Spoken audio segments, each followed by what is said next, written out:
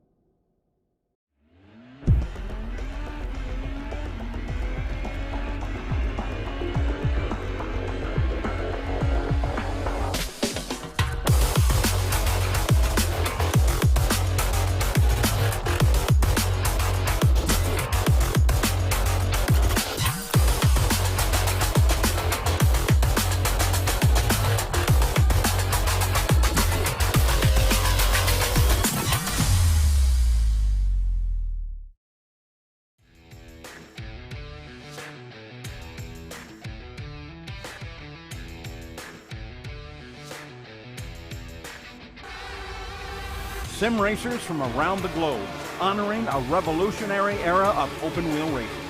With a beast not easily tamed, roaring around legendary circuits at breakneck speed. When engineers and drivers push boundaries, sometimes too far. When heroes muscled roaring beasts wheel to wheel around the hallowed grounds. A time when the only driver aids were his 2 feet. Perfect combination of man, machine, and speed.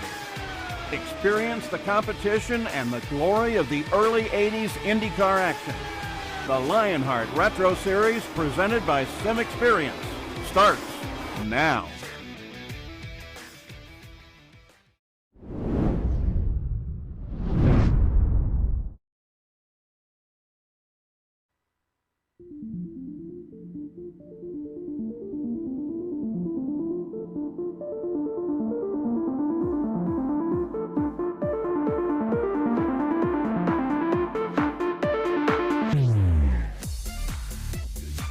After a majestic race at the Magic Mile, the Lionheart Retro Series, presented by SimXperience, has whisked away from the Granite State to the cornfields of Iowa for the second of its 3 straight short-track events. One of the drivers with sky-high confidence is Matt Taylor. The Avatar Auto Racing driver has won 2 races in a row, growing his advantage in the championship fight. Now, the big question is, can he keep it up? At the fastest short track on the planet? Let's find out. This is the Fisch Motors Iowa 150, presented by Midwest Simulations, live from iRacing's virtual Iowa Speedway. Hello everyone, and welcome to racespottv and ESTV's coverage of the Lionheart Racing Series, powered by HyperX, makers of premier gaming gear like the legendary ultra-comfortable Cloud line of gaming headsets. Whatever you play, however you play, HyperX knows for all gamers. For more information on HyperX products, visit hyperxgaming.com. Don't forget to use the promo code LionHRT15 for 15% off orders. My name is Justin Prince. Alongside me is Dylan Coyle for today's coverage with Junior Kankipati in the producer's seat. TV cameras are provided by Istvan Bell and TrackCams22.com. You can follow along with live time and scoring thanks to our partners at ATVO to follow along with your favorite team and drivers in real and virtual worlds of motorsports. Let's dive into our HyperX pre-race show as we have made our way to Iowa. It's a fan favorite track, Dylan, and tonight it's expected to be a super fast track, with this being a critical part of the schedule. You know, we were just talking about it pre-race, doing the math, and if we had a record number of cautions, aka 0 cautions, this race could be over in as little as an hour. We're going with the over on that one because there's bound to be a lot of comeuppance here with close racing, fast racing. I mean, these cars are going to be battling with average lap speeds of around 164 miles per hour. It's going to be a great show tonight, Justin. It'll be a true challenge of skill, especially with those speeds being carried around the racetrack. Multiple different lines that can come into play when it comes to Iowa Speedway. Of course, this race sandwiched between New Hampshire Motor Speedway and Worldwide Technology Raceway, also known as Gateway. But for Matt Taylor, it's been a dominant past couple rounds for him. He's now got 513 points on the season in our Sim Experience driver standings over Mike Rasmus and Aaron Morgan, your top three. It's been competitive so far, Dylan, but the past couple races, Matt Taylor's turned it up a notch. He's absolutely turned it up a notch, and look at that R right next to his name. He's a rookie, and he is right now in the driver's seat of this championship. Mike Rasmus, Aaron Morgan doing some great things as well. They are tied. I mean, you're looking at pretty much a 3-horse race at this point in the season. It's been very competitive so far, and don't forget about drivers like Chris Reagan and Sage Karam, who have also showed good speed inside that top 5, and a few other rookies. David Sirwa and Michael O'Brien are also amongst the top 7 in the point standings. Let's talk about a little bit with these rookies, the buttkicker rookie standings. Matt Taylor, of course, at the top of the standings with the overall points lead as well. Sirwa and O'Brien looking very tight amongst their group. But Chris Fowler was among the contenders last time out. Nick DeGroot has also showed great speed in the rookie class this season, Dylan.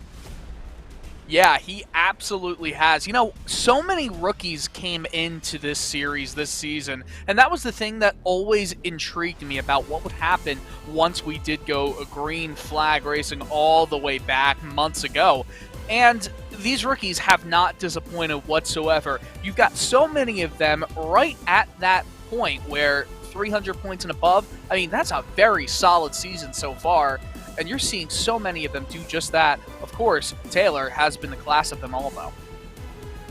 Absolutely, especially with those back-to-back victories that we discussed a little bit. But these competitors are continuing their competitiveness with your team standings. It's presented by HyperX, with Avatar Auto Racing really picking up the pace the past few rounds as a result of Taylor's victories and some of his fellow teammates coming close to victory as well in the Retro Series. They have 1,450 points. That's over Graphics, LC Motorsports, and Lavoie Motorsport rounding up the top 3. Also in the 1,000 mark, iracing Racing. Yep, all of these teams have been competing for second, pretty much, because Avatar Auto Racing has been lights out all season. It's very similar in the case of a driver, say Matt Taylor, who you see that big gap from first to second and everyone is infighting from there on back. It's very similar in the team standings. Nice to see, though, that there is still a lot of competition left. But I think when we do throw the checkered flag on the season, Avatar will still be on top. We'll have to see if they can hold on through the next few races indeed. Never know when it comes to the momentum swings here in this series. But these drivers are getting ready for racing Iowa Speedways. We take a look at our series details presented by Minus 273. Minus 273 is the premier name in karting gloves. Swing gloves are super lightweight and durable, made of breathable spandex. Whether you're a kart or sim racer, Minus 273 gives you the control to reach victory lane. For more information on Minus 273's full line of gloves and apparel, visit minus273.biz. Don't forget to also use minus 273 LH RS15 for 15% off orders. And of course, it's been a very competitive campaign so far, the 7th year. Series competition, Season 5 for the Lionheart Retro Series. Its custom fixed setups are going to be put to the test tonight, especially with the cooler temperatures under the lights, meaning the passing could be difficult, but it's also going to be difficult to make sure you don't slam your way into the wall.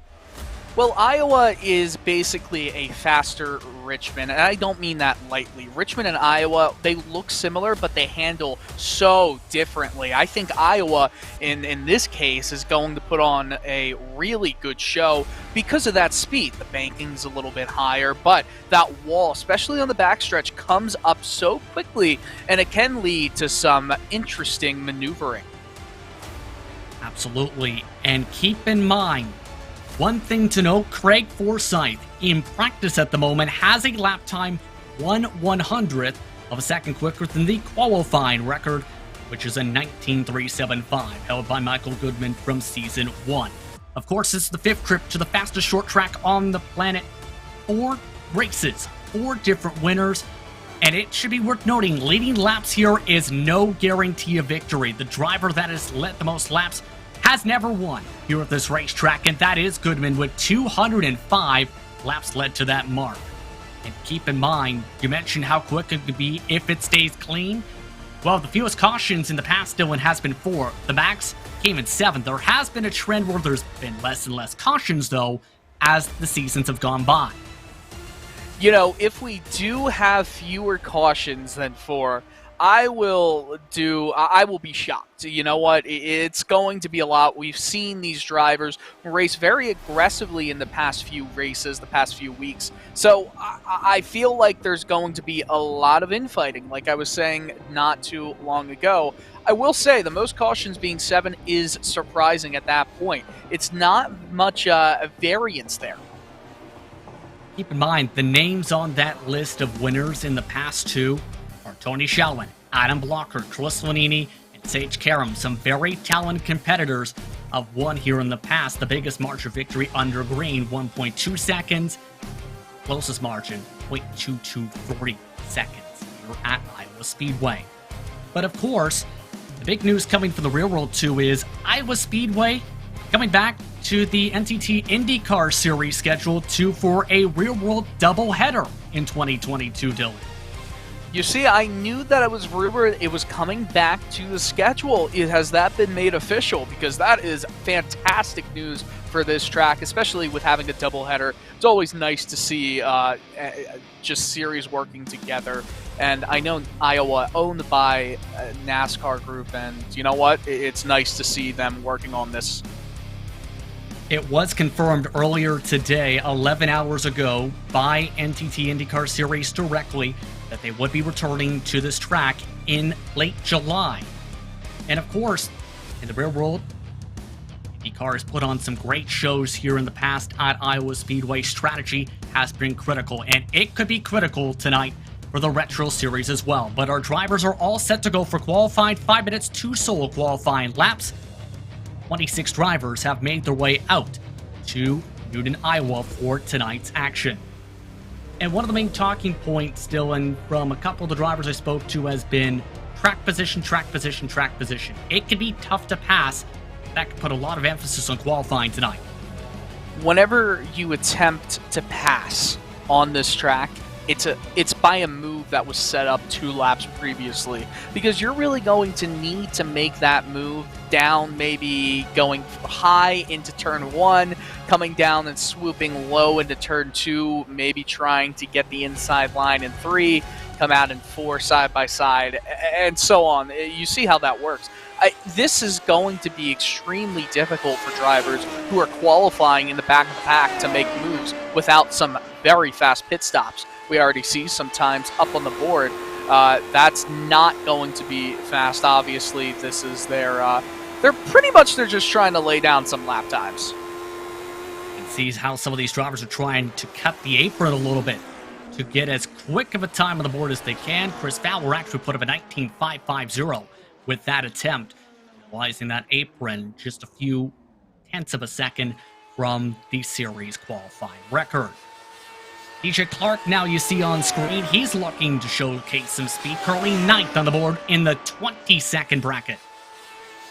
I think we're going to see some really fast speeds coming from Craig Forsyth, like we were talking about in the pre-race show, or actually before the pre-race show. Forsyth is 1/100ths faster in practice than the all-time qualifying time here at this track. 3 minutes to go in qualifying. Mike Rasmus, a championship contender. Let's see what he's able to do. It's going to be very critical because, to emphasize what one of the drivers told me in particular, Michael O'Brien, he thinks strategy and track position will be everything. Can Rasmus get that track position is going to be critical first time around. The 20.2, it seems the trend is the second lap is the quicker lap, especially with them going just about flat out around Iowa. I don't think that's a surprise either. They're going to need to get that pressure up and put it all on the line. Sometimes you just want to get that first lap as an installation lap to let everything start its workings in lap 2. Drivers who have not set times yet on the circuit: Craig Forsyth, Chris Reagan, Richard Hearn, or Richie Hearn, I should say, Dustin Wardlow, Michael O'Brien, David Rodriguez in his second start of the season, and Matt Taylor. Here is Rodriguez in particular. Wardlow making their way around the racetrack. Of course, Wardlow's been having some interesting moments when it comes to Lionheart competition the past few races across the various sanctioning bodies. The Candyman looks to try and get higher up on the board from 21st. We still haven't seen Forsyth out yet. Let's see what Wardlow is able to do. Best time is still 23.85, and now it goes to 19.577. I didn't see an update Really right there, but it's a fairly good lap right there for him. And here is one of the drivers we're keeping an eye on.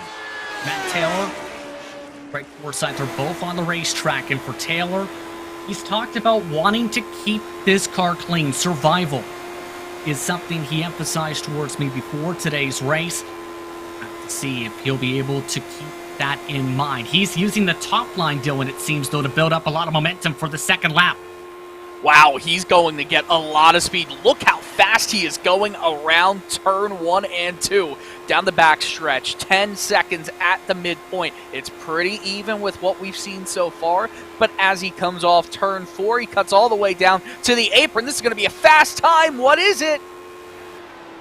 The 19.582, that gets him right in front of Mike Rasmus, his championship rival. Only one other driver is currently on the circuit for qualifying. That's Craig Forsyth. He's right now on his second lap. Again, to emphasize, he had the fastest time in practice. That was quicker than the qualifying record. Can he find his way into the record books or find that similar speed? No apron use this time. It's a 19.8, not even close to what he did in practice. That is surprising indeed, Justin. I mean, no one even came close to getting a very, very fast time in qualifying compared to what we were seeing in practice. Maybe that was because of the draft. And now it's going to be interesting how the race fares out. Some big names going to be in the heart of the pack. But it's time to take a look at your starting grid for tonight's Lionheart Retro Series action from Iowa. Drivers making the way to the starting grid for the Fisch Motorsports Iowa 150 presented by Midwest Simulations. And it's David Sirois who is on the pole today with the 19.516. Mike Rigney starts on the outside front row with Chris Fowler, and David Rodriguez with a much better qualifying performance to his debut. How about a top 4 in his second start of the season? Michael O'Brien and Dustin Wardlow round out the top 6 separation, 6/100ths of a second. Championship rivals Matt Taylor, Mike Rasmus, and Aaron Morgan highlight positions 7 through 9, with George Anzotto in 10th. Paul Jenkins is in 11th with Nick DeGroot in the middle of the pack in 12th. Isaac Snyder, the independent, starts 13th with Chris Lanini, 14th. Robert Mikes starts in 15th spot with Caleb Bensey in 16th. Trevor Malone starts 17th in his Steel Machine with DJ Clark saying hello from 18th. Alex Guillon starts in 19th with Ariel Lannis in 20th position. Danny Roberts and Cody Wenson, 21st, 22nd. Top 24 rounded out with Ron Hacker and Craig Forsyth. The rest of your field did not set times. Chris Reagan, Richie Hearn, the final 2 drivers in your 26 car starting lineup from the virtual Iowa Speedway. As these cars continue to make their way towards your starting grid, a very intriguing race on hand tonight, Dylan. How are you feeling? What are your keys to victory tonight? Well, keys to victory. Keep it clean, keep the nose clean. There's going to be a lot of close action here, especially in the first few laps off the start of the race. That's going to be dangerous. These drivers need to traverse it in good ways. Going to be very critical as we take a look at your featured onboard cameras for tonight. Driving the Fisch Motorsports onboard camera, it's Ron Hacker. Fisch Motorsports is your source for new Fords and used cars in Walnut, Illinois. Visit fischmotorsports.com. With the HyperX on board, it's Matt Taylor. Whatever you play, however you play, HyperX knows we're all gamers, and HyperX is always ready to game. We'll take a look at your featured cameras later on throughout the evening.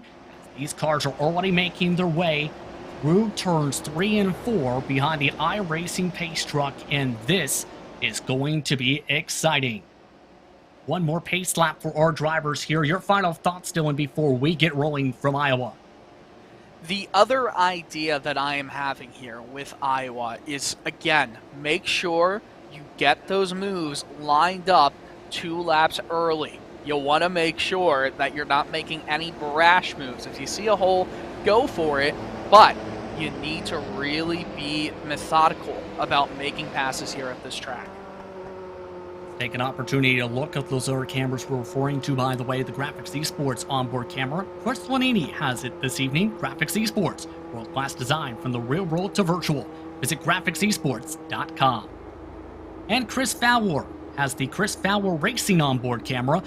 Chris Fowler on his sim racing journey through his live streams. Visit Fowler Racing on Twitch.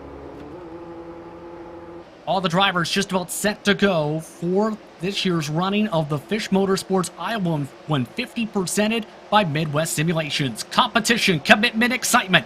This is Lionheart, and this is the start of the 5th trip to Iowa Speedway for the Retro Series. Green flag is out. We're underway. A great launch up in the front for Rodriguez, nearly taking it 3 wide into the first corner. The rest of the field keeping it side by side, multiple rows deep to the back.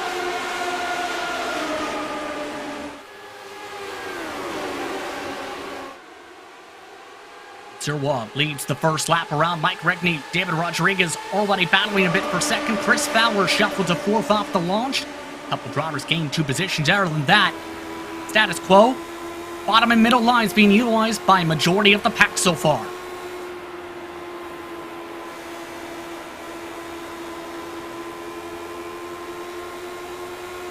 What from George Anzaldo now for the 8th position, trying to gain a couple positions here, Dylan.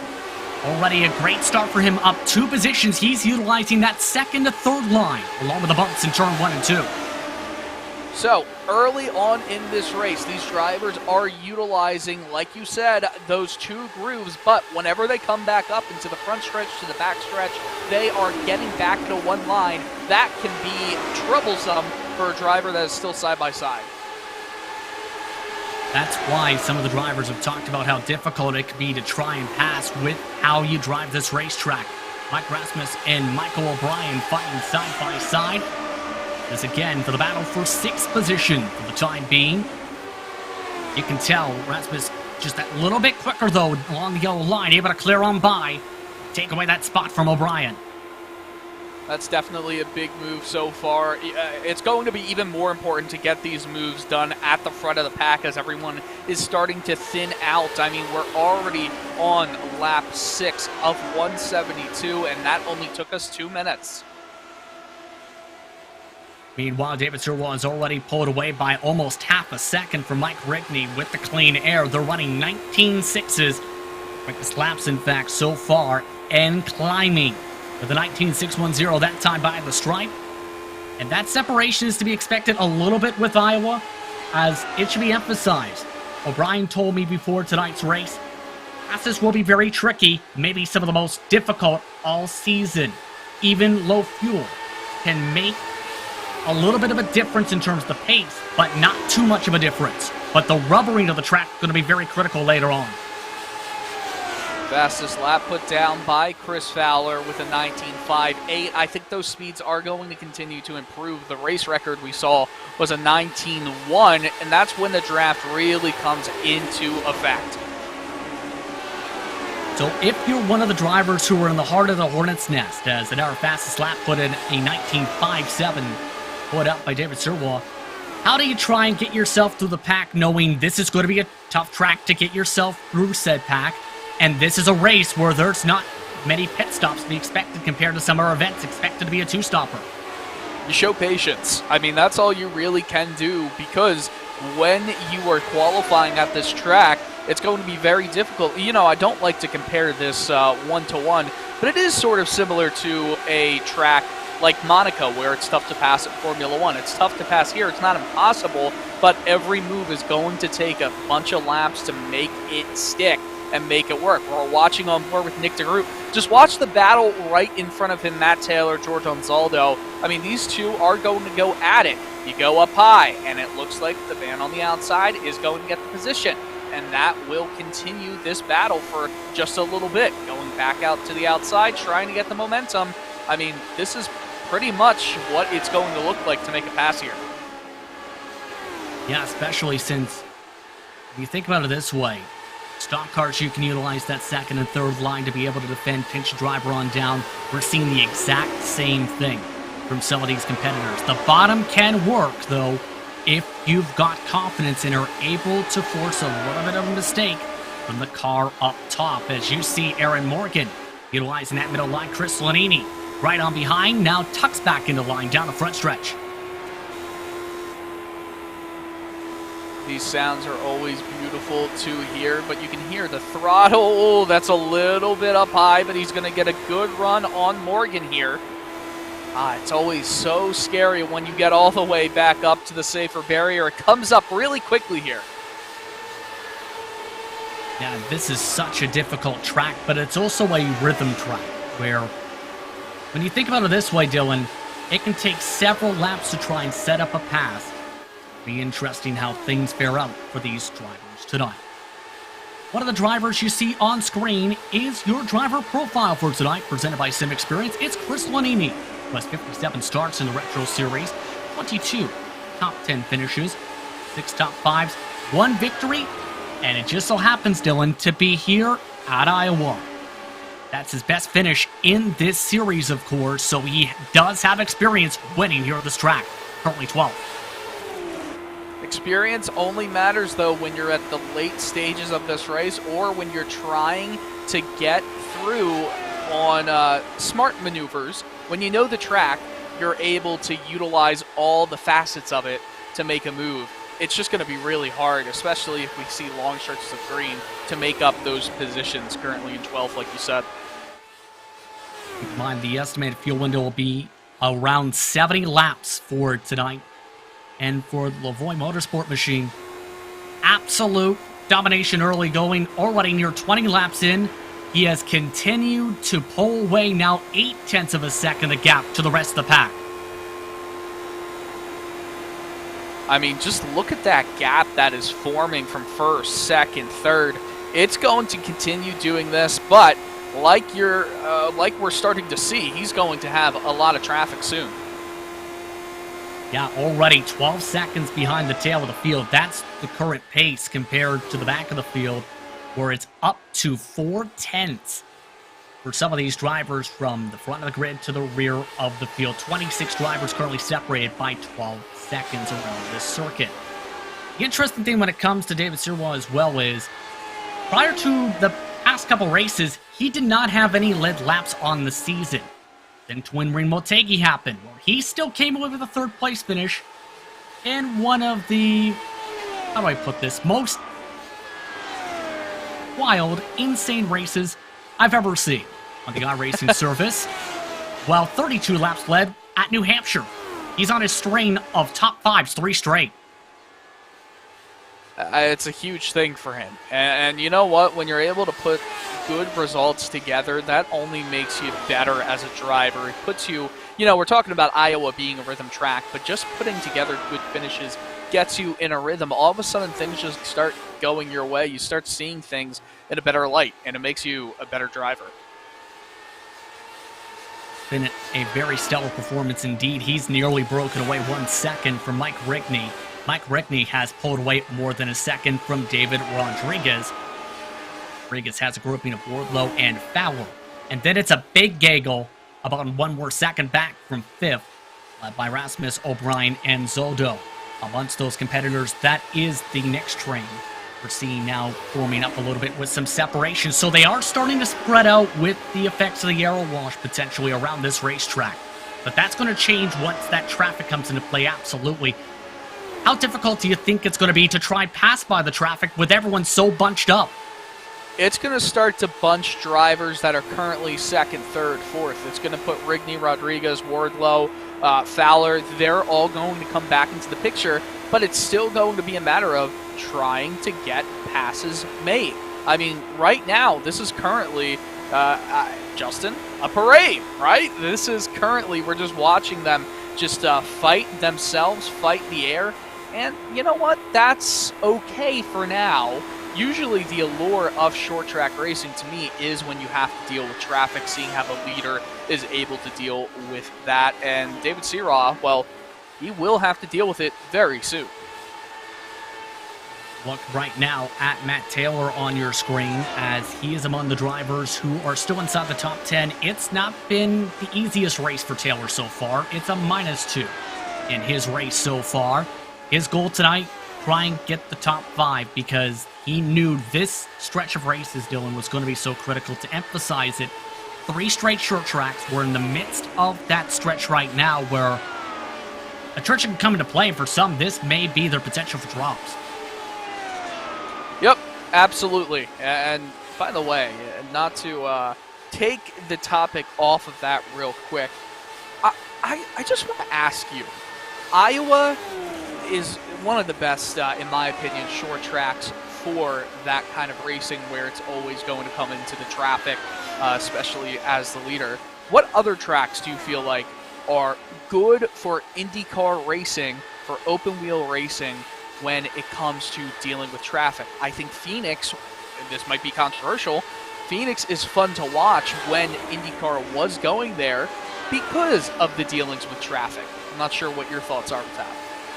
Well, when it comes to Lionheart and its competitions too, traffic was so big because you'd have a leader in some series indeed break away by a couple seconds, but once you reach the traffic, that's where the real fight begins and the real challenge starts, because that is the equalization of the rest of the cars that have the dirty air from you. So I think it's an intriguing topic that can come into play absolutely for tonight. Once that 99 gets within reach, it's to where David Sirwell's gap is starting to reduce, in fact, and he hasn't even reached said traffic yet. But in regards to our traffic tracks, one of the first that comes to mind at the top of my head might be Worldwide Technology Raceway, our next stop, where sometimes traffic can be so critical there as well. That's a great point. I think it's Worldwide Technology is a unique track because of how long the straights are. When you have long straights like that, it's going to allow runs, which is different than a track like Iowa, when most of the track really is in the corners. Worldwide Technology, a lot of the track is on the straight. So just different characteristics, and that's why I love the schedule that Lionheart Retro Series is running on this season. Take a look at some of your biggest movers and shakers so far. The biggest movers, well, it's been difficult if you start into the back of the field. +3 has been the biggest mover so far in this race. Most spots lost, -3. Ron Hacker, along with Paul Jenkins, everyone else -2 or -1 in that regard. But to emphasize this, the pit entry is going to be very intriguing, I think, Dylan. Once we get to that window, already halfway through the first fuel stint in what's been a clean race so far from Iowa Speedway. And this is a very tricky pit lane to enter, because if you overrun that pit entry, you're going to potentially run into the barrels. Yeah, and if you do overrun it, well, that's race over, and then a caution would come out, which would stack the field up a little bit more, and then we'd get to see them all stacked up together again. Some of the drivers emphasize because the speed you can carry into the corner for the entry. Expect drivers to potentially push a little bit too hard on that. In fact, as well, pit exit is also something to think about too, with the amount of marbles here that can build up. It can be loose on that exit. I've seen several times in multiple different types of cars, Dylan, at Iowa, people just loop it off the exit. Yeah, and I think that's also a combination of cold tires. You know, this is a close little fight we've got on track right here. Finally, we've got some action. Battle for 7th. Again, Iowa is such an odd track just because of how intriguing it is when dealing with traffic. You can't really make passes here. By the way, just need to make a note of it. David Sirov, well, he's about to come up to some lap traffic. This is going to be the test that we were talking about. It's 7/10 of a second, the gap between him and Rigney. David Rodriguez is chipping away at that deficit that he had. That was more than a second. Dustin Wardlow, Chris Fowler, Mike Rasmus also doing the same. The rest of the field more than 5 to 6 seconds behind. So now, this is the true test to see how much that aero wash comes into play. How about a 10th of a second quicker for Rodriguez and Wardlow the previous time by? Rigney picking up nearly 2/10 this time by.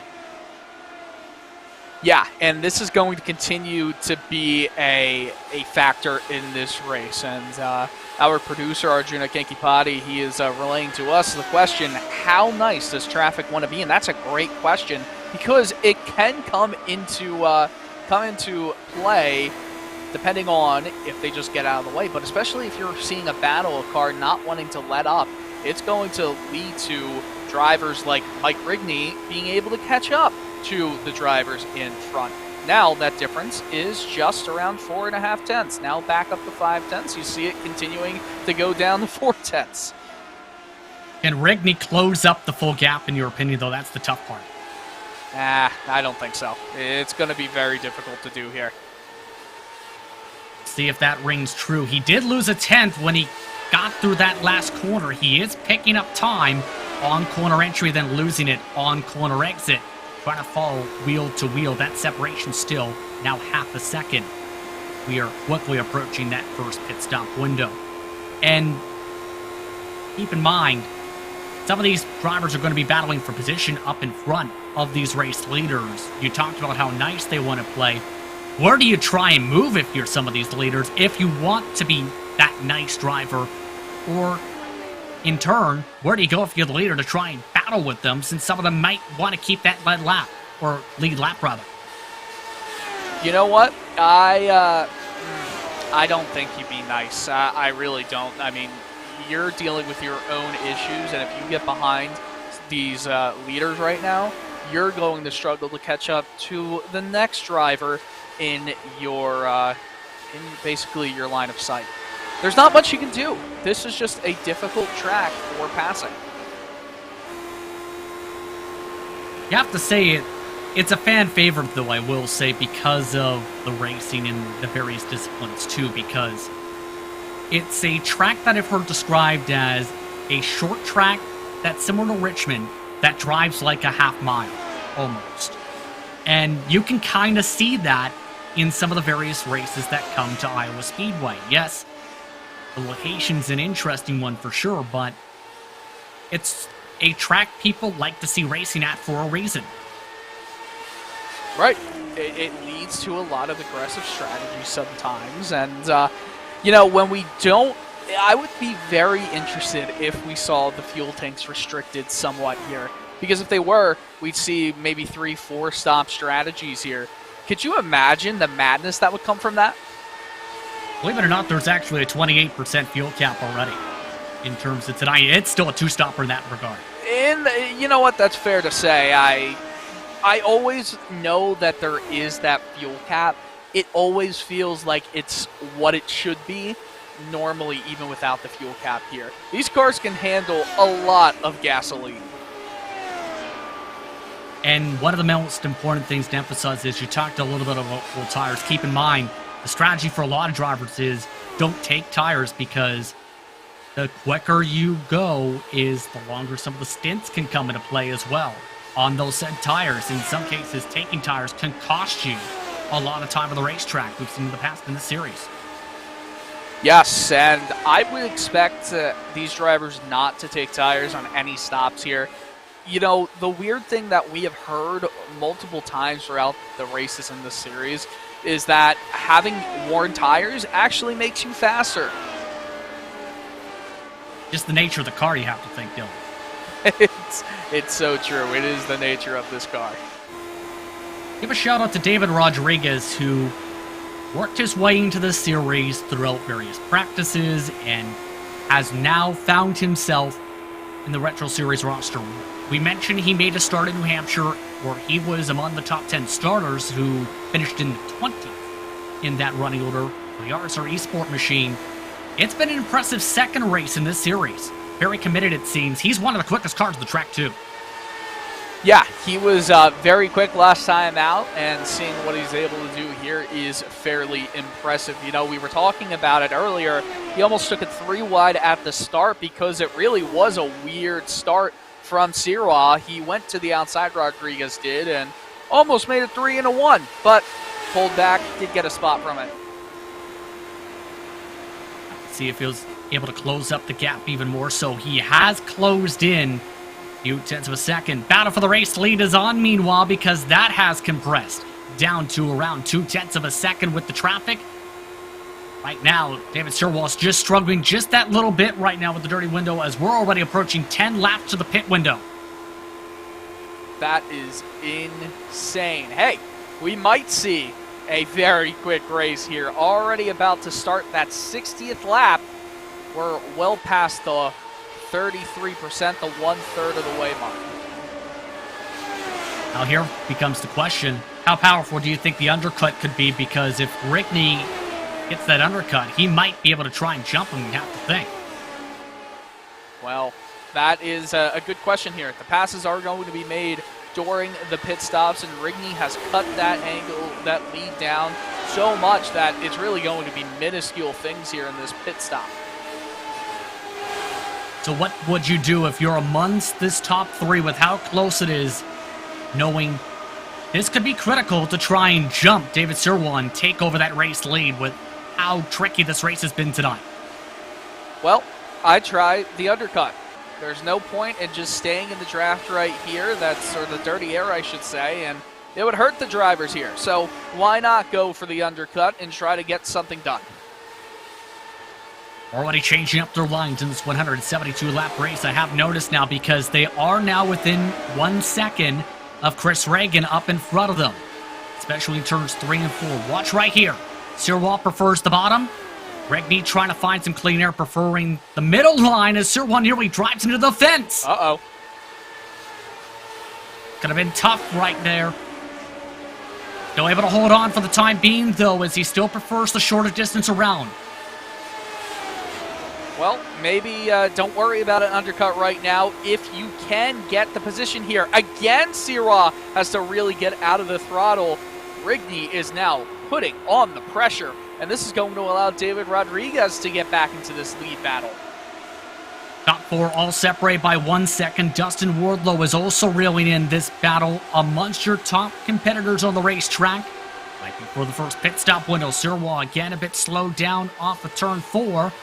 And Rigney is electing to stay behind him, it looks like, for the time being. A little bit of a lift there down the front stretch. Oh, but again, Rigney is going so quickly right now. As long as he gets that clean air at top, I think he's going to really be able to reel him in and eventually get by. But is it going to happen before he goes into the pits? That's going to be the big question mark for these drivers. Rodriguez is still within 6 tenths. Wardlow is now within 8 tenths. Chris Fowler has closed up 3 tenths the past couple laps. With how tight this is all going to become now on lap number 68. And again, to emphasize this track was fairly green when we started off, Dylan, in terms of the rubber buildup. I'm curious how the rubber buildup is going to affect the second half of this race, too. Absolutely. And now we obviously have clear lines established by all these drivers. It's really either the lowest line to the track, maybe a little bit outside, so maybe a half cart length up, or middle and getting a big run. Right now, Rickney's been trying to build up those big runs from that middle line for the past few laps. It hasn't quite worked yet, though. And some signals now coming in this time. David Sirwa will open the pit stop window. Chris Lanini has also signaled he plans to come in, as well as DJ Clark. So, David Sirwa will sacrifice the race lead right on lap 70. Does a really nice job of getting down pit road. Nothing bad for Sirwa. And the rest of the drivers starting to signal they plan to come in. Malone, Morgan, Taylor, Mikes, Rasmus, all among the drivers who have signified they plan to come in. And keep in mind, this could be a bit of a danger zone for Sirwa. If a caution comes out with how tough this pit entry and exit can be, that may really put a snap in his strategy. It's also what happens with short track racing. I remember there was a race at Bristol Motor Speedway in the NASCAR Cup Series last year where pretty much 6 drivers were on the lead lap because a caution came out with everyone in the middle of a pit cycle. Uh-oh, right in front of Sirwa. Caution is out. Oh. And this whole entire field just has been flipped upside down. We're under caution for the first time tonight. My goodness. Wow. We'll catch a replay here. Sirwa, Anzaldo, these drivers are going to now be a lap down. They'll get the wave around most likely. Wenson just completely lost it trying to come down pit road. Just said over the radio, sorry guys, cannot believe I just did that. Do not know what happened. Watch the view from Anzaldo here. All right, that could have been a lot scarier. Would love, I'd love to see what happened though on the. I'm trying to see exactly. Was it who was right in front? I think it was Sirwa who had the best view of what happened. Well, this is all going to be intriguing now because timing and scoring is correct. There may have been only a few drivers in the lead lap. There's David Sirwa driving right on by Wenson. And he might be one of the drivers one lap down. So it's Forsyth, Hearn, Reagan, all coming down this time. Everybody else has already pit. Wow. Well, we talked about strategy being so big, we just seen it. So this isn't going to horribly hurt Sirwa, but it's still going to be tough to make any positions up. Look at who is the top 2, Forsyth and Richie Hearn. Yeah, they were among the drivers who stretched it to 74 laps. Drivers are still trying to sort out where they are on the racetrack. It's now Chris Fowler who's cycled to the front. And he had already completed a pit stop a couple laps ago. O'Brien and Mike's peers are indeed one lap down. Everyone else is expected to cycle their way to the lead lap, so this will shuffle the front runners. But at the very least, keep much of the field on the lead lap. But here's the big part. The championship contenders, such as Taylor, are in 19th. Morgan is in 20th. Michael O'Brien, who had good track position, 23rd. Rodriguez in 16th. Rigney back in 12th. And Sirwa is in 8th. Wow. This caution is, I think, the broadcaster's curse. Yes, indeed. We love a little bit of broadcaster curses, don't we, Arjuna? Well, it was you who put in the curse this time. Before the race, you thought, oh, we'll have a quick race if there's no cautions. Here comes the cautions. Yeah, you know, it's funny. I say Arjuna, but I have been the one that's been getting a lot more jinxes out there than Arjuna has lately. So maybe that title, that crown of Broadcaster's Curse should run a little bit over to me and be shared? Maybe. Maybe, just maybe. Lorenzo Bonder is still king, Arjuna says. Either way, to reset what's going on, for those just tuning in, the caution is out after Cody Wenson crashed into the inside wall through turns 3 and 4 trying to enter the pit lane. That ricocheted him up the racetrack, the outside line, to trigger the caution flag right in the middle of the pit stop window. Only a few drivers had not yet pit before that caution. Craig Forsyth, Richie Hearn, Chris Reagan. Chris Fowler stayed on the lead lap after his service. He's now cycled to the lead. Nick DeGroot, Isaac Snyder, Danny Roberts, David Sirwa, and just about the entire field will have to take the wave around this time by to get on the lead lap. Michael O'Brien and Robert Mikes, who are approaching 5 laps now into their stints, were among some of the last drivers to pit. They are the only drivers pinned 1 lap down. Wenson is now out, as well as Ron Hacker, who parked it after he got lapped earlier in this race.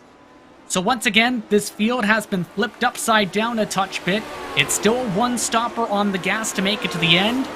But now this is the break Chris Fowler, I think, may have been looking for, Dylan. He's come close a few times. He hasn't had the luck in some circumstances. And now the Chris Fowler racing machine, he's got the chance to lead from the point.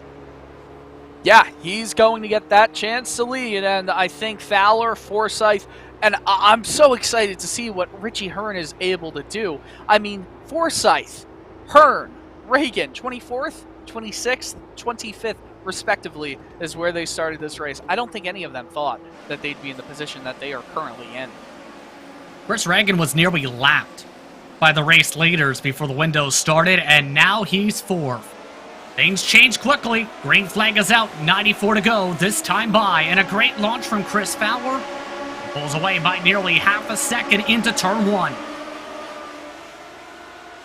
Yeah, but again, that dirty air is going to come into play when it comes to Forsyth and Richie Hearn. Hearn taking a little peek down the inside, decides against it, and he is having his typical issues with the internet. Pops in, pops back out, and back in again.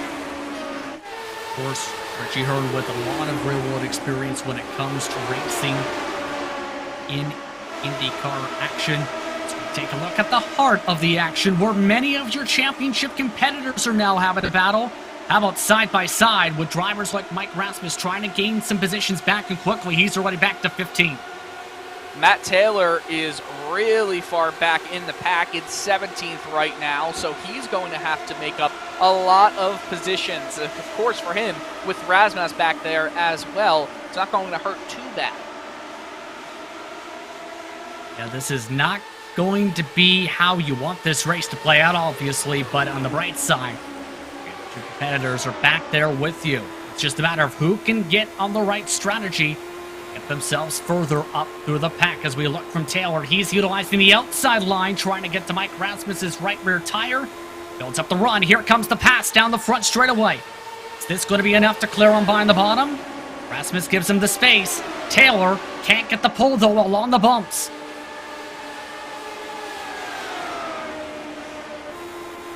That's kind of what you have to do. Try and build up a run off of turn 4. Get side by side and try and clear them by through 1 and 2 as these tires wear out. Yeah, and look at that. They're all stretching out almost like an accordion right there with 3 separate lines. So we did see 2 lines being the main ones, but Matt Taylor is going to go way up high and see what he can get that move to go for him. Roberts now going back side by side in single file, rather, all of Chris Fowler. He's already nearly pulled away by a full second. Again, for Fowler, 8th in the points entering tonight. It's been an up and down campaign, which has featured 5 DNFs, but 5 top 10s, where it's been a pattern of good finish, rough finish, good finish, rough finish, for much of the campaign, with a couple back-to-backs mixed in. Look at this run. Look at this run. Trying to go down the inside. Is it going to work? Caution's out. And it's from 4th position, Chris Reagan. The purple machine has brought out her second caution, and now it gets a bit intriguing. We're still 15 laps out from the estimated fuel window, but it's Reagan who tried to run the top all the way towards the wall in 1 and 2, brings us under caution. See the replay. Those bumps can really bite you if you're that high up in 1 and 2. He nearly hit a car right about here, too. Oh, how did he not get collected? That's Isaac Snyder he nearly clipped. It's remarkable that they did not come together there. Wow. That was so close. By maybe a couple inches from potential contact.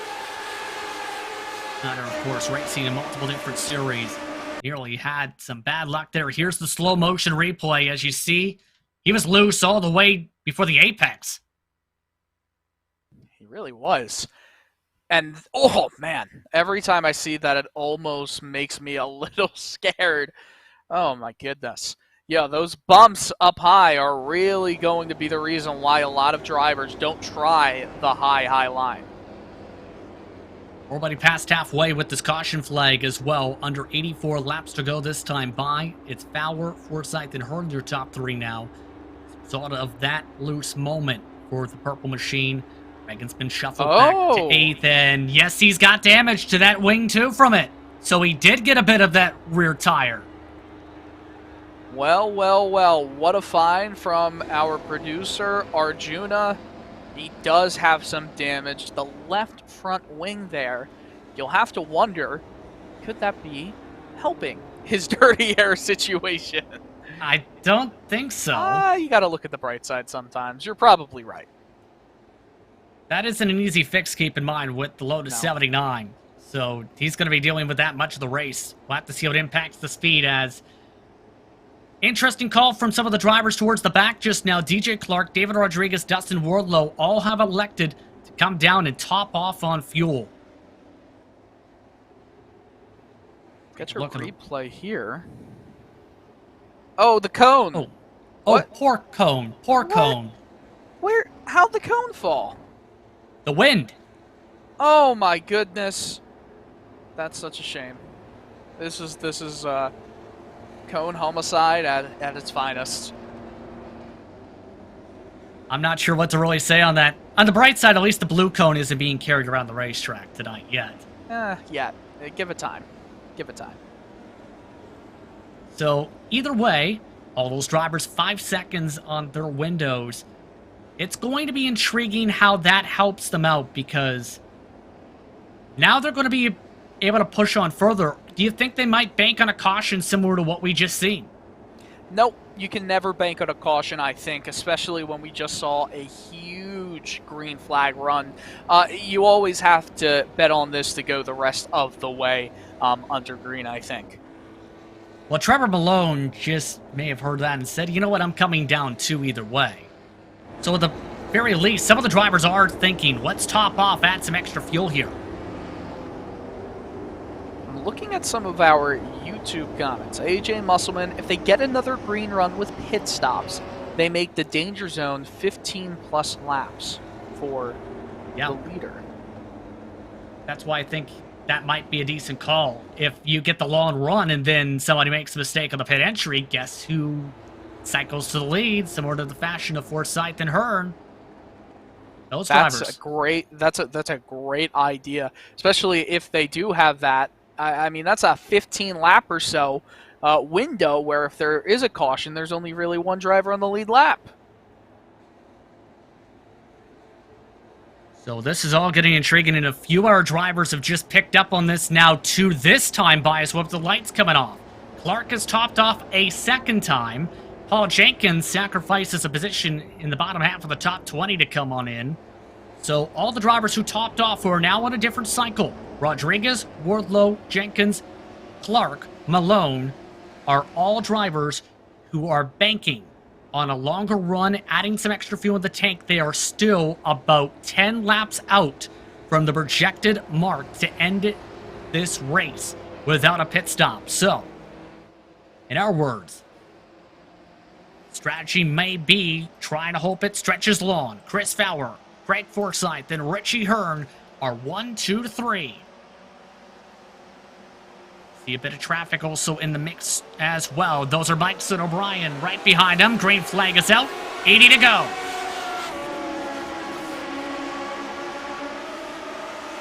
And all that traffic is going to become a major buffer for the top three. Nick DeGroot still has to deal with Mike's and O'Brien, who are fighting side by side right in front of him.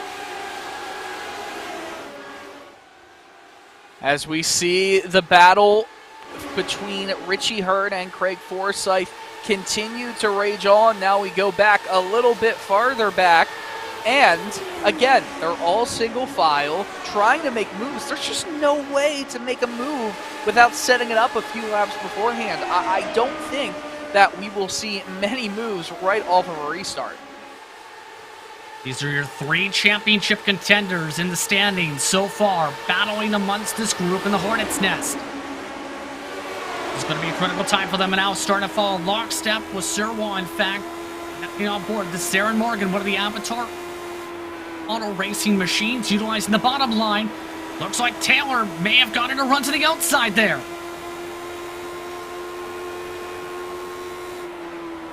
Look at all this mess right in front. A lot of cars, a lot of danger. You definitely don't want to get yourself in trouble at this point. Let's put it that way. Outside line, ripping the lip just about along the safer barrier is Taylor. Now side by side with some of the various cars in the pack. Taylor makes another pass. Move Taylor up to the top 14. That's Guyon. He made the move on.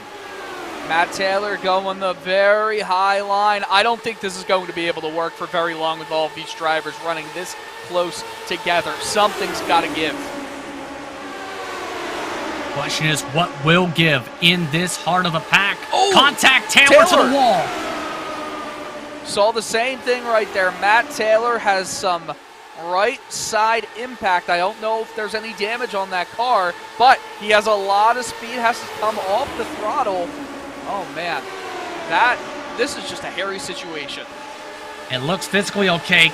He is stuck now with Chris Reagan and his damage though. Now to his outside, Taylor forced to change up his line. A little bit tight with a couple of the packs. That just shows how hard it is to make a pass even with the slide job here. He's going to really attempt the slide job here, and he'll make it. Trying to follow along behind is his championship rival, Mike Rasmus, able to clear on by. That is now for the 13th position. Still battling on behind them is Morgan and Lanini, who have to find a way to pass around Reagan, who is utilizing the top, now making near 3 wide. Morgan backs out of it. Lanini nearly makes contact. Almost. We completely missed that. See that driver right up there going slower than the rest of the pack? He was spun around, and that car was destroyed. He somehow, yeah, it's a Linus. He made it go from a 90-degree angle right back around the corner. We've got to take a look there. That was intense. That's Ariel Lannis, who ended up getting contact from Mike Rickney's 00. Massive, massive save from Alanis in that situation as everyone else drives on by, and that breaks up that battle that just happened right behind him as well. Here's the contact. There goes the car. No damage for Rickney. I have no idea how that car did not find its way into the wall. Very magical hands, let's put it that way, to be able to hold on to that as we are now within that final fuel window. Any caution from here, drivers can make it if they top off on fuel. As we look at some of the other drivers in the midst of the pack, that's Rickney, who's trying to battle with Caleb Bensi, who's up 7 spots. All while Chris Fowler has ran away nearly 2 seconds at the front. That is the largest gap for a leader in this race so far. And it's growing. How about 19.3s for Chris Fowler? He's gone to the 19.2s within a 10th of the race record here. I'll tell you what, the 17th, the battle for 17th is unbelievably good right now. Actually, yeah, it's for 17th. Keep in mind, that's a mix of drivers who have topped off on fuel, who can push a little bit further, Plus, that's where Alanis cycled through after that car got back going. They're already more than a second behind Dustin Wardlow, though. That's the downside. They are losing ground to the rest of the pack by a few tenths with all this fighting. I believe Fowler is only around, 8-7 seconds behind these lapped cars? Give or take, yes.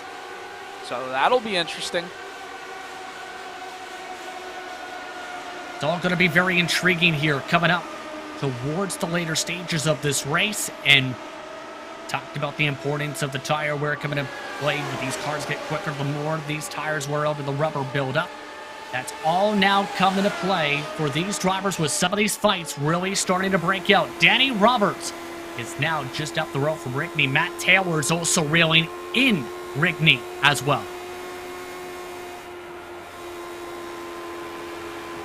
Finally, we're seeing some side-by-side action, but I definitely think with it all calming down here, we're going to start to see that battle with traffic become a thing. Chris Reagan is going into pit lane, by the way. So remember, he had damage for his car, but these drivers trying to make their way towards the end, coming up to 61 laps to go. This is the Fisch Motorsports Iowa 150 presented by Midwest Simulations.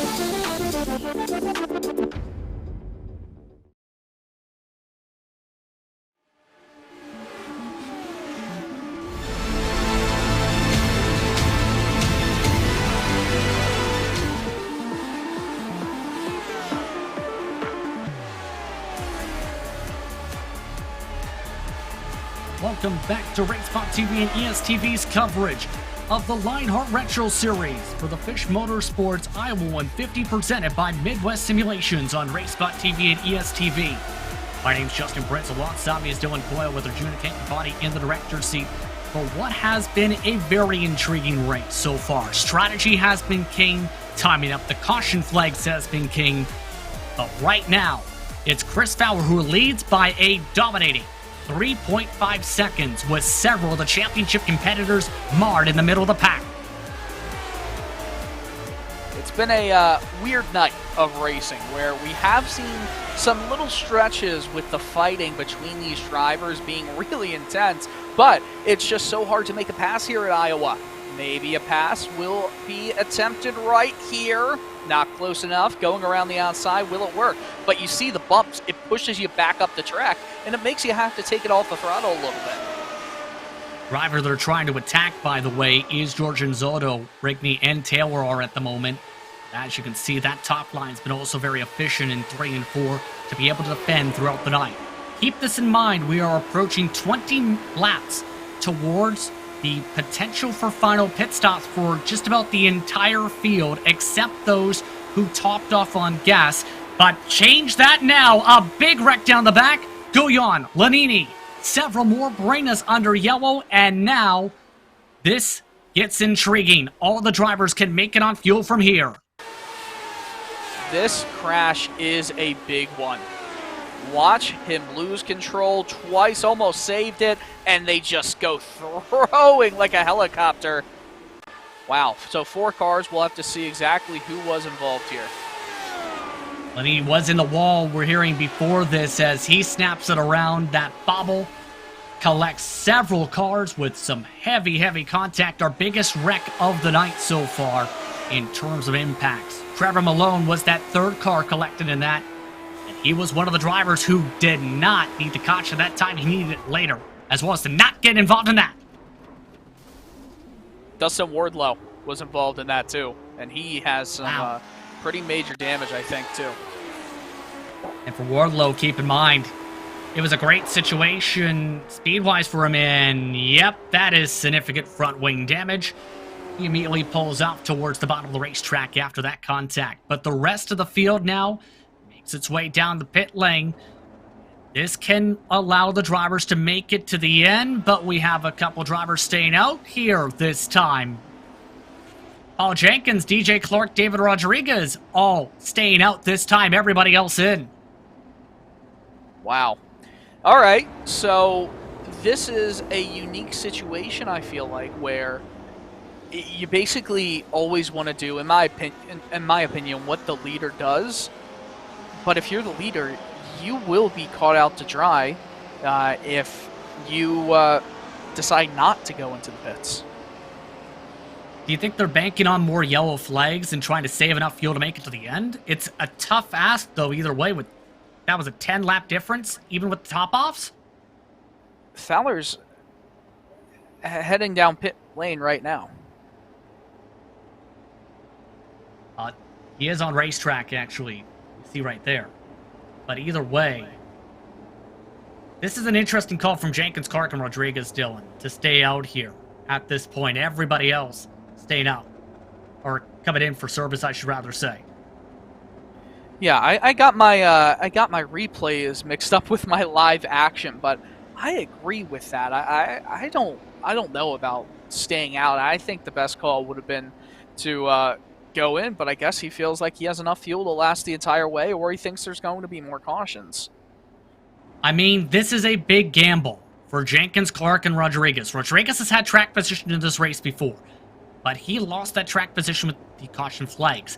But it's Jenkins and Clark who are the wild cards in all this. Jenkins has had some ups and downs throughout Lionheart competition this year, and DJ Clark has shuffled from full-time to part-time to back and forth throughout the campaign in the various series as well. This is going to lead to a really interesting finish to this race. I mean, 47 to go, it's going to go like that. When we're under green flag racing, 3 laps basically is a minute long, so we can go 15 more minutes and the race is over. Think about it that way, that is going to be interesting on how this plays out. Again, it's Chris Fowler who's the first of the drivers who pit, followed by Forsyth, Hearn, DeGroot, Snyder. Sirwa is up inside the top 10 again, and Zoldo rounds out the top 10 for the upcoming restart here. And to emphasize how wild this would be if someone, say, DJ Clark, was able to make this work. He has DNF 5 times, just once he's finished in the top 5, and that was at Homestead. And he was ecstatic at that time, the well-known GSRC commentator. His best finish since that 3rd place had been a 14th at Twin Ring Motegi, where that was still a DNF. He only made 53 laps. Wow. That's still amazing. Can we not bring up Twin Ring Motegi ever again? Apologies for the bad memories. Oh, the bad memories indeed. I feel like that's going to be the race that everybody remembers, kind of going through this series history as the probably the weirdest race that we've ever seen. Do you see another track seeing drivers go 5-6 wide for the lead? Never. You see people still trying it, though. Yes. By the way, we are down to 44 to go this time by. Jenkins, your race leader, with the lights off the iRacing pace truck in what has been a strategy-filled race for the Fisch Motorsports Iowa 150 presented by Midwest Simulations. Pace truck is off. And a slow roll this time for Jenkins. Latest jump out of the race leader all night. Off and away we go. And Yeah, now it big jump becomes there. massive jump of half a second overall once he got rolling, we'll say, over DJ Clark and David Rodriguez. The rest of the pack 3-4 tenths behind.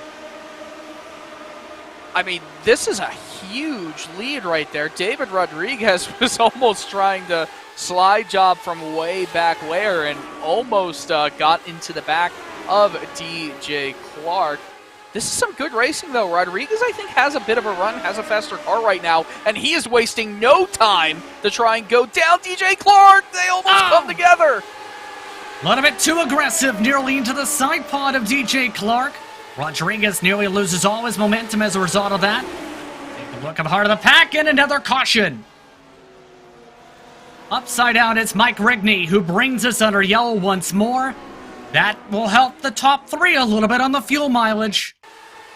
Not only the fuel mileage, but the more laps that this race is run under caution, the easier it's going to be to hold your position with how hard it is to pass at this track. By the way, 10 out of 10.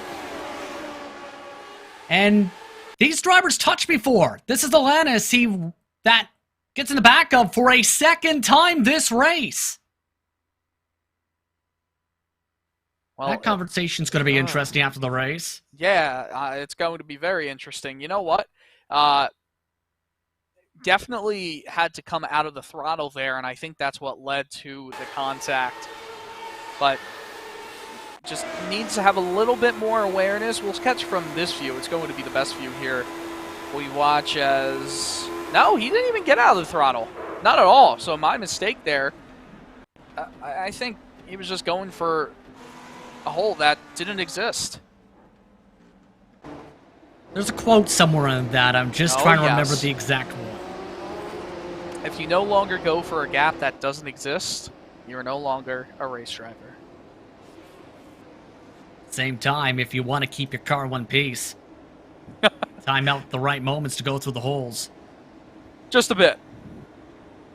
So we're under 40 laps to go, and this definitely helps Jenkins, Clark, and Rodriguez to emphasize this. Because this saves them about 4 or 5 laps that they wouldn't be running under green. Again. I think that everyone is good to go on fuel at this point. But again, I don't want to talk about fuel. That brings up bad memories for me. Wait, how does that bring up bad memories? Oh, goodness. Do I have to explain? Championship race on Monday in the IROC Real Sim Racing Series. I was in position to win until I miscalculated my fuel and ran out with a lap to go. Uh-huh. Wow. Uh-huh. That's a way to lose a championship in a race. Uh-huh. I am still not over it. The championship leader entering tonight, Matt Taylor, by the way, is in 11th position here. What do you think he's thinking right now? This would be one of his lower finishes of the season if he was to stick here. Well, it's not something that's going to play out well if he wants to get into this championship hunt more than he is already. I think that with Matt Taylor, Mike Rasmus, Aaron Morgan all running real close together, it's going to basically nullify any advancement or losses that any of the drivers can face. That's a good point with all of them grouped together. Keep in mind, Taylor's worst finish of the season was a 29th at Phillip Island. That was a DNF where he only made it 1 lap. For Mike Rasmus, the worst finish of the season, 24th, Mosport, after starting in 2nd position. That respective event. But the lights are still on top of the iRacing pace truck. Intriguiness continues for Paul Jenkins, who may have rolled the strategy dice if this plays out well with DJ Clark behind. Have to wonder what Paul Jenkins may feel if he's able to hold on here. This is going to be the tough part, getting the job done to the leader. If you're any of these cars now, let alone the driver staying out to try and shuffle for that lead. I mean, this would be awesome for him. 40 races, 41st race, has never won at all. This would be a huge marker for him. 48th race. Check that on that mark. Well, you know what? I saw 40.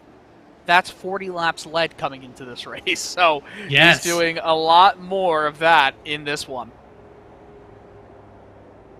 Continues to lead as the lights are on top, or off on top of the iRacing pace truck, I should say, as you can see the shorter distance, too, that they are trying to save hard. Rodriguez has a couple lap difference compared to the other cars.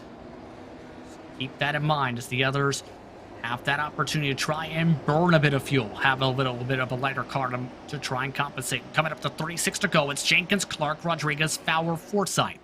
Top 5. Richie Hearn has been shuffled to 6th. The Groot, Snyder, Sirwa, and Anzaldo are your top 10. What do you think's going to happen here? A lot of things. That is accurate to a fault.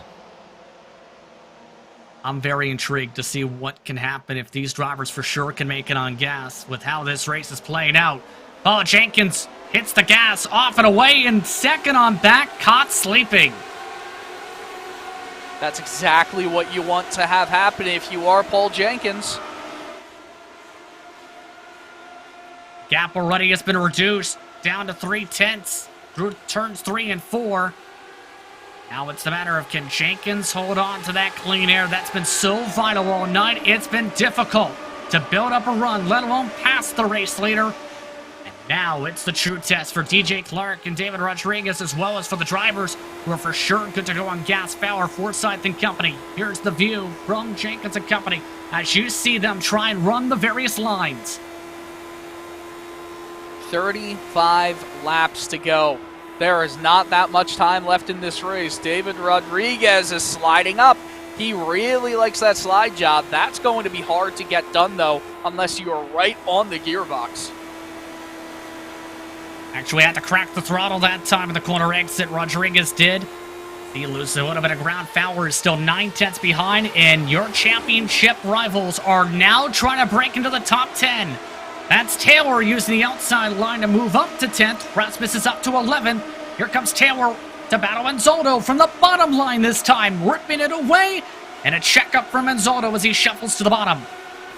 That's a little bit naughty from Matt Taylor right there. Anzaldo is going to challenge him, go down to the inside, but I think he caught the apron, wasn't able to get a good run. Did Taylor touch the wall again? I think he did. Gotta be careful on that, and Mike Rasmus is now trying to get the job done on the bottom line. And it's starting to get pretty difficult now after these first few laps of this run to get the pass done. Mike Rasmus can't get the run he's looking for, and Anzaldo up in front of him. Taylor nearly knocked the wall down again, trying to get a run on Snyder. So, Matt Taylor is the only one running that high line. I think if you are Mike Rasmus right now, you've got to try and replicate exactly what he's doing. There it is right there. Finally able to get side by side with Snyder. That's the line he's been trying to make work for a few laps. Can he get it fully done is the question. Down the front straight away, yes. Next driver up. He is slicing and dicing indeed. DeGroot is the next driver. He looks to slice and dice. He is really a man on fire right now. Always going to go down the inside. A slide job maneuver. It's going to work, but how quick will he have to get out of the throttle? I mean, Matt Taylor just made up multiple positions quicker than anyone else has in this race. And this is going to, if it stays like this, extend his championship lead. Exactly what he's looking for, to be able to build up that buffer against his rivals. Meanwhile, Jenkins, he's still holding on to about a 3 to 4/10 of a second buffer to DJ Clark, who's looking for his best finish of the season. Rodriguez, in his second start, is still right behind them as well, and they have started to build a buffer by a 10th a lap plus over Fowler and company on pace. Don't forget, the lower the fuel, the faster they go doing it. It's showcased right now.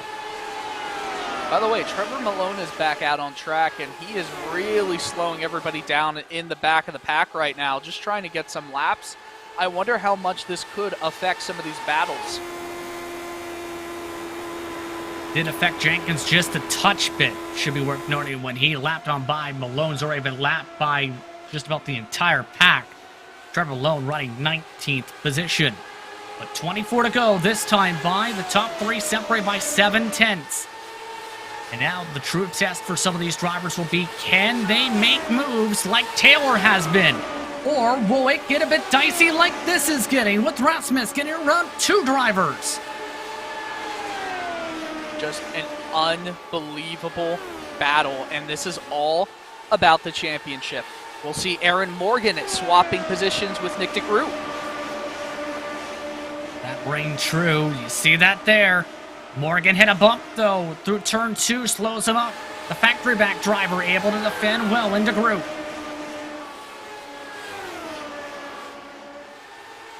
Of note, Trevor Malone has made his way to the pit lane as Morgan nearly sawed off the rear wing of DeGroot, making that move. Morgan clears on by, but that was not easy. If my research is correct, nobody in the top 6 has ever won a race in the Retro Series. That's an incredible statistic. And keep in mind, strategy has gotten a lot into play because it was David Sirwall who was the dominant driver early. Now David Sirwall is trying to mix it up with Robert Mikes for 13th. Oh, he really got into the bumps right there on the low side. Almost got to the back left tire. Had to come out of the throttle a lot right there, and he's going to lose a ton of ground. Under 20 laps to go. This time by.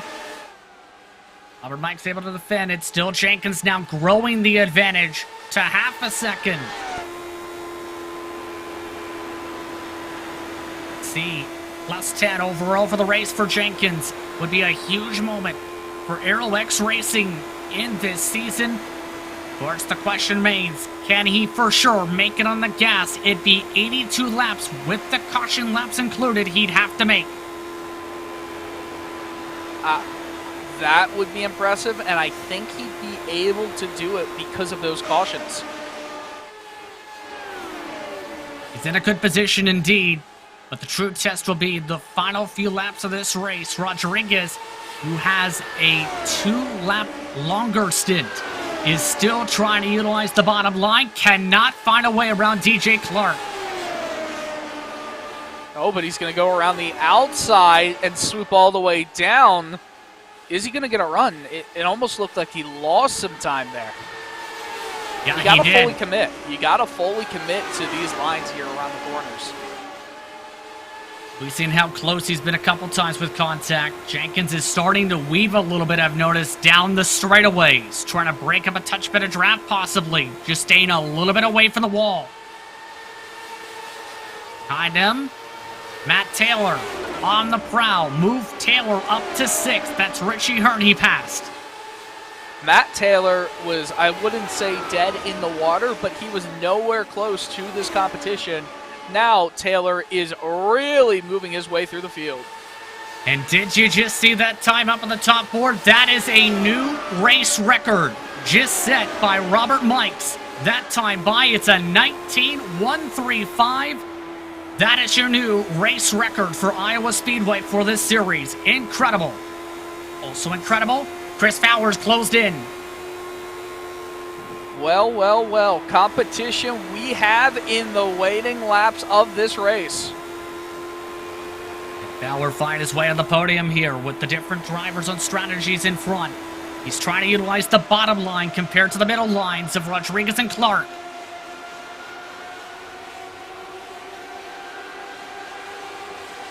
Drivers having to lift a little bit, I've noticed now, with some of these bumps in the corners compared to the near full throttle from earlier. Rodriguez had to lift a lot right there. Oh, he's getting really tight. He's got to choose a different line because he's not going to be able to get by DJ Clark fully here. Top 4 separated by 1 second as the bumps Really hurting these cars in 1 and 2 now. 10 to go. This time by, it's Paul Jenkins trying to hold on with the strategy gamble.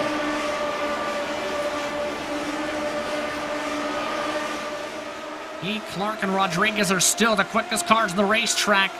Oh no, Matt Taylor also just put up a 19.177 though in 6th position. Something to note, Chris Reagan is off in the not-so-far distance from these leaders, so could his dirty air come into effect?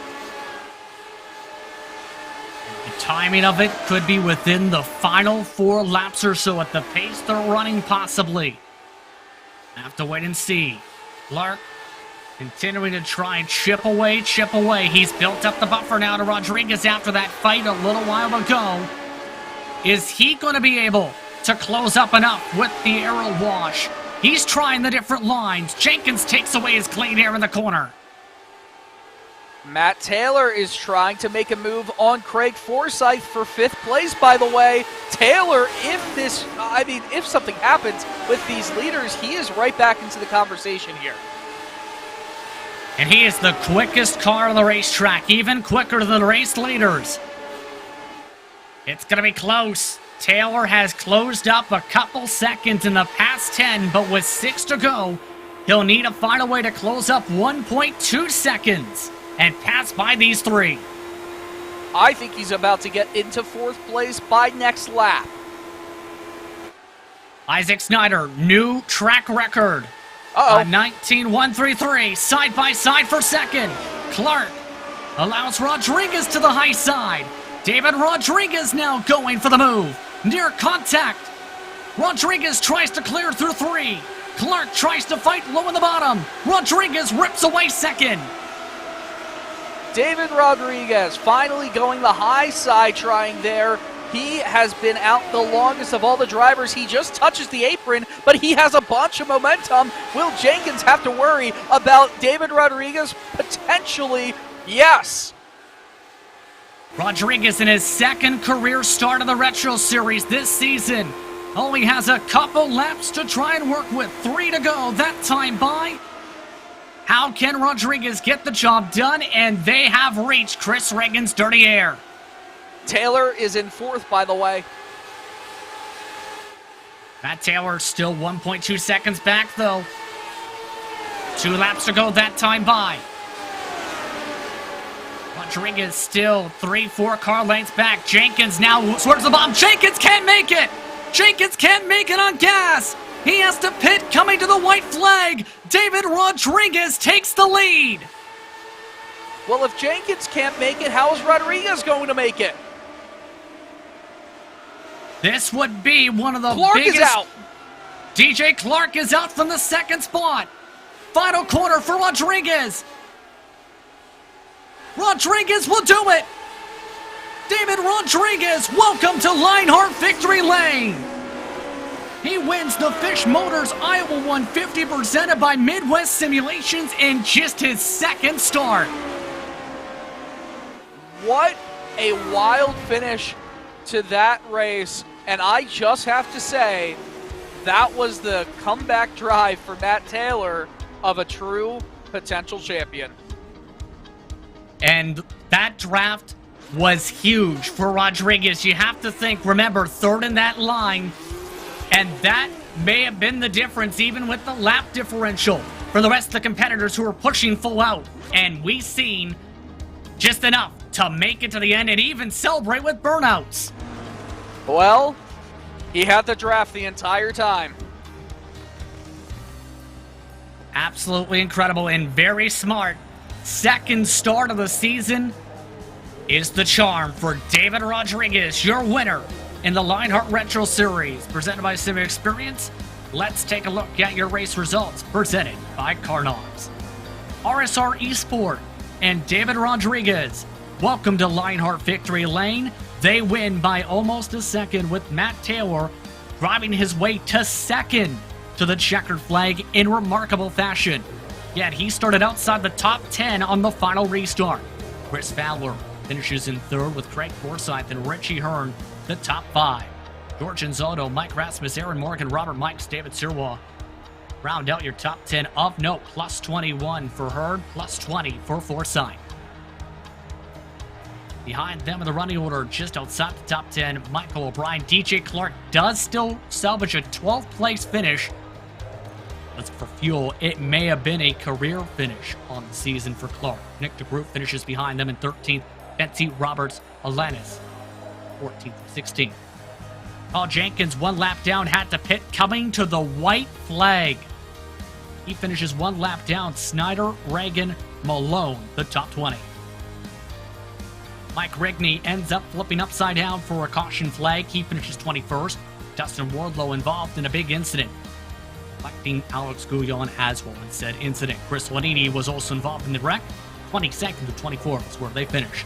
The first caution of the race was Cody Wenson for his pit stint, while Ron Hacker had an early snap to this race. That's look top to bottom at your running order. And by the way, that race lap is a new track record on 19 flat from Aaron Morgan. That brings us to our HyperX post-race show. The Lionheart Racing Series is powered by HyperX. Features premier gaming gear like luxury, ultra-comfortable cloud-lined gaming headsets. Whatever you play, however you play, HyperX knows we're all gamers. For more information on HyperX products, visit hyperxgaming.com, and don't forget to use the promo code LionHRT15 for 15% off orders. The on-screen race replay. This is what happened to Isaac Snyder in the closing stages you're doing. Wow, I didn't even notice that happening, but there was so much that was happening at the very end of the race that it was just hard to pick up on that. And you know what? Just some great strategies. It just did not work out. Could have been the caution flag that could have been banked on. As that brings us straight to HyperX victory lane. David, start number 2, and you come away with the big victory. How does it feel? It feels awesome. I honestly couldn't believe it with the way our race was going at the beginning. And talk us through the strategy call, because you had track position early. The caution flag mixed things up, but you end up electing to top off. Yeah, so when the caution came out, we had pitted, and we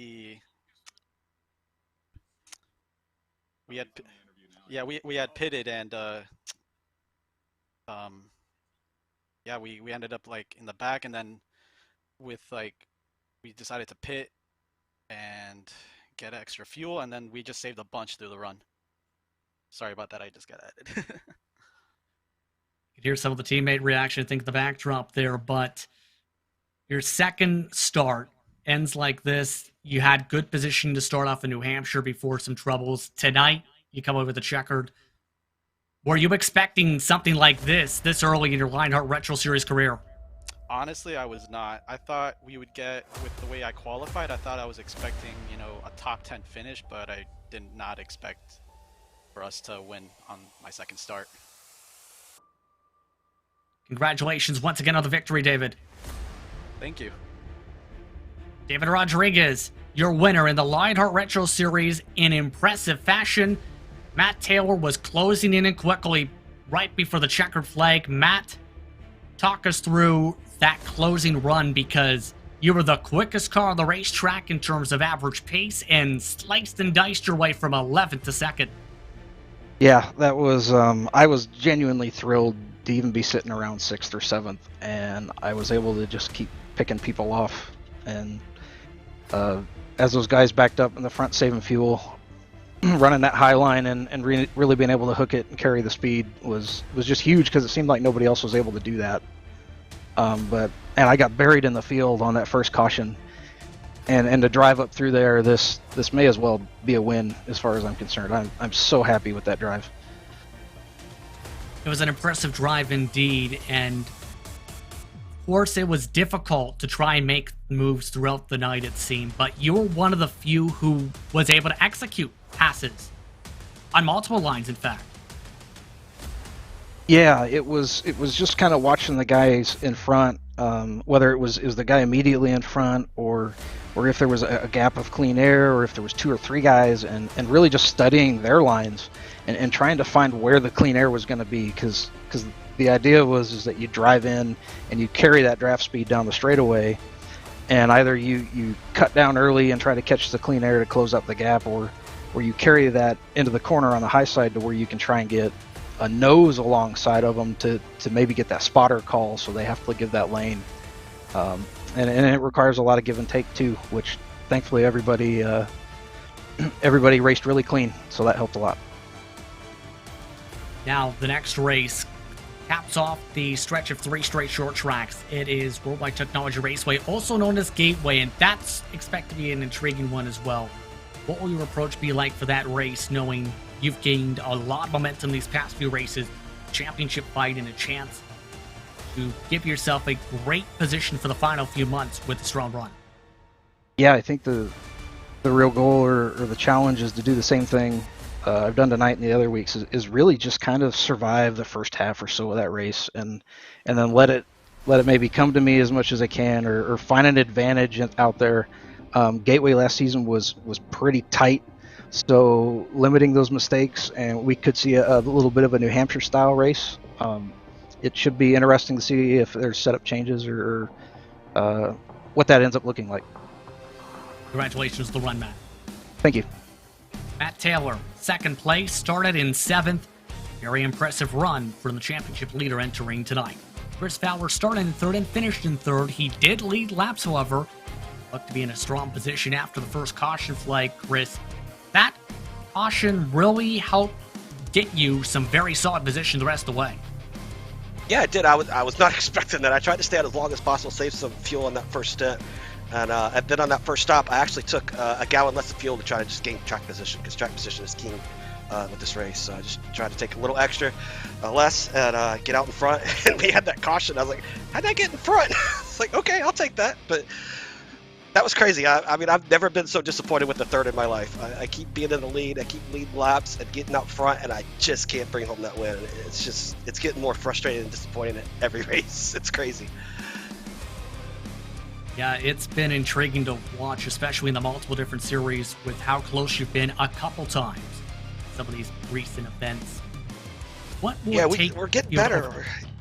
Yeah, we're getting better each race and getting up front, competing where, I think I have the pace to be up there. I just got to bring it home. Now, the next race, Worldwide Technology Raceway, what will it take to bring it on home there and keep up the momentum you've been building? I just got to put in the hard work, get with the teams, put in a lot of laps, figure out the strategy we need to try to get up front. I think Gateway is kind of the same as Iowa. It's going to be kind of a long race, hard to pass, but we'll just have to figure it out and try to find ways for strategy to get that track position and see if we can't bring home a win, get some laps, get a podium. I mean, today was a great points day, so we're going to take that momentum and keep on going. Great points day indeed. Congratulations, Chris. Thank you. I'd like to thank Chris Fowler, Matt Taylor, and David Rodriguez for taking the time to speak with us during post-race coverage during the HyperX post-race show. As we take a look at your upcoming schedule, as talked about, next up, Worldwide Technology Raceway, Dylan, capping off a stretch of short tracks, and then it's big tracks galore to close it out. This is going to be an unbelievable stretch to the finish of the season. Gateway will be remarkably fun, and I think it's going to be a lot different than what we just saw at Iowa. The draft is going to play a huge part. Michigan, that's obvious there. Then we have the road courses. They're going to be fun. Auto Club will be a fantastic finale. It's going to be an exciting finish to the season. The question is, how will the drivers fare out, especially with that stretch of road courses right before that finale as well? It's going to be exciting, to say the very least. I'd like to take the time to thank the many sponsors who are a part of the Lionheart Racing Series, as well as the Lionheart Retro Series, including SimXperience. The SimXperience AccuForce Pro V2 is the premier professional simulation racing steering system. V2's incredible realism is the groundbreaking direct drive motor control system, providing a driving experience that's second only to the real thing. For more information on the entire SimXperience ecosystem, visit simexperience.com. The Lionheart Racing Series is powered by HyperX, makers of premier gaming gear like the legendary ultra-comfortable Cloud line of gaming headsets. Whatever you play, however you play, HyperX knows all gamers. For more information on HyperX products, visit hyperxgaming.com. Use the promo code LionHRT15 for 15% off orders. For sim racers, the buttkicker Gamer 2 or Simulation Kit adds the missing driver-to-car connection, bringing more realism to your sessions. By accurately responding to in-game audio, you can feel the track like never before, providing increased vehicle handling and faster lap times. Are you ready for the most immersive experience in sim racing? For more information, visit thebuttkicker.com and don't forget to use the promo code LION2021 for 20% off orders. Minus 273 is the premier name in karting gloves. Swinging gloves are super lightweight and durable, made of breathable like spandex. Whether you're a kart or sim racer, Minus 273 gives you the control to reach free length. For more information on Minus 273's full line of gloves and apparel, visit minus273.biz. Don't forget to also use Minus 273 LHRS 15. 15% off orders. Looking for entertaining sim racing content? Look no further than the DMLC Racing channel. Follow former Lionheart Retro Series Driver of the Year Mark Cohen's racing escapades as he battles for wins and avoids wrecks with cat-like reflexes, all while providing commentary sure to make you laugh, cry, or both. Along by subscribing to the DMLC Racing channel on YouTube, Facebook page at the DMLC Racing channel. And it's not just those names, but so many more and all the partners at the Lionheart Racing Series that help bring the action you see throughout its sanctioning bodies. To learn more about them, visit lionheartracingseries.com. You can also find out more information on the 3 competitions Lionheart sanctioned body runs. Lots more Lionheart competition is to come. To follow along with the action, be sure to keep up with Lionheart on social media at Lionheart Series on Twitter, Facebook, and Instagram. ESTV has all your esports needs, while RaceSpot has your V Motorsports action covered. Be sure to follow along on Twitter, Facebook, Instagram, and more. Be sure to hit the YouTube subscribe button as well and the notification bell to keep up with all the sim racing action we get to cover. The next time the Lionheart Racing Series goes racing is for the HyperX 200 at Chicago for the Lionheart Speedway Series presented by the DMLC Racing Channel. That takes place August 23rd at 10:35 p.m. Eastern Time, 7:35 p.m. Pacific. As well, the IndyCar Series heads to the track for the Thunder Down Under at Phillip Island. That will take place this upcoming Wednesday. Once again, catch that at 10:35 p.m. Eastern Time, 7:35 Pacific. But with that, it's time to say goodbye. For Istvan Balu, for Arjuna Kankipati, for Dylan Coyle, I'm Justin Prince. Thank you for watching racespottv and ESTV's coverage of tonight's action. Congratulations to David Rodriguez, your winner from Iowa.